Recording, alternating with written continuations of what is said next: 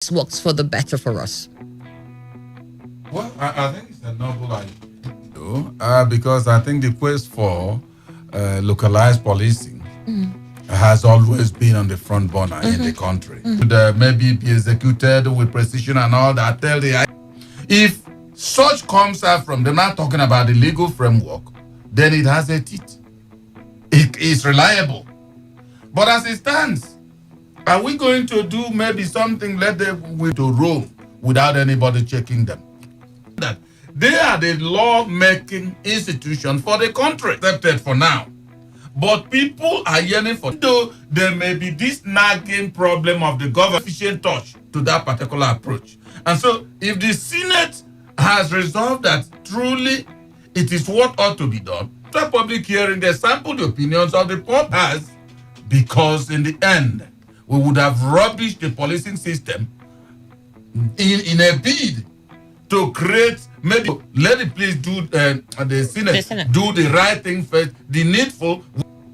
I've over time started for federal government to this chain command that it doesn't just end in the sugar coated. And however, in appraising them, our laws, and one of such laws is the Section 4 of the 1999 Constitution, allows the National Assembly to make law for peace, orderliness, and good governance of the country.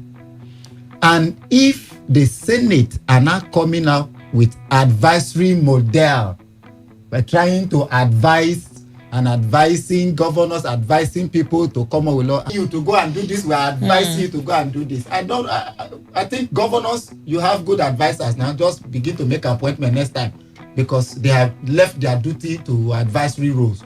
People will begin to advise us. Please, I also need one of the senators to begin to advise me. That means these people are not actually willing to do that which they are expected to do in order to curb the insecurity that is bedeviling us in this country. However, I will want to say that in applauding that proposition, I also have my fears. If by now we've not seen the template to know who the control major police, the state police Powers available to it that makes you think that it is only states when empowered. We have issues where certain actions were taken against the federal government. The federal government could not rose up and begins to arrest people, but had to follow the laid down procedures by redeploying their personnel. But in the case of Cross River that you just mentioned, the governor felt that I was criticized, therefore I felt insulted. What happened? The security agents were ordered to arrest A lot of use of federal might, priority to money. Yes, look at it. At the federal level, the president has to consider so many things, though we've seen it in Rivers State.